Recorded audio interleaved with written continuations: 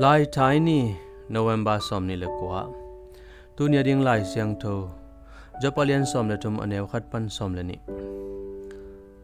pasien to hi ka thu ka kinyal nom hi Japalian som le tum anew tum Thupiak dokkik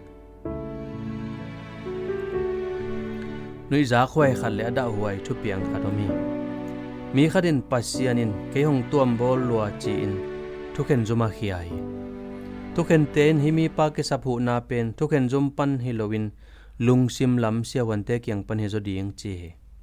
to manin pasiana khian na lai dokkik sakhi eizong e himi pa to ikilam dang lo se hiam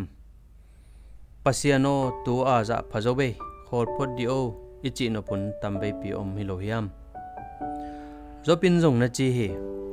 pasian to thu ki neu hi gen zolo gim na sumna atwa ki changin zopin pasian to hi ka thu ka kinel nom hi chi in pasian zum tun ding ngai soni keitunga gim hong penon ke in la hi bang law na hong tuak sang non ke in chi in zum lai pa hi keinong simmo na lung akim pa hiam chi in mihing lung sim to pasian amu ja siak sadin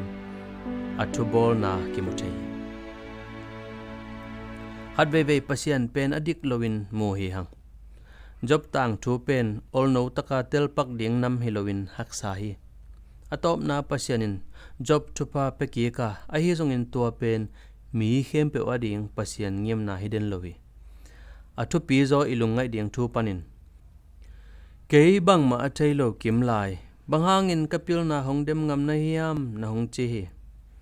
keima in katel zo lo thu te kaya ding in alam dang lo thu again gen ka hi achi pe na hi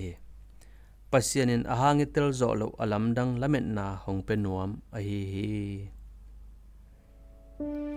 bang thu to pasian zuma na kheding hiam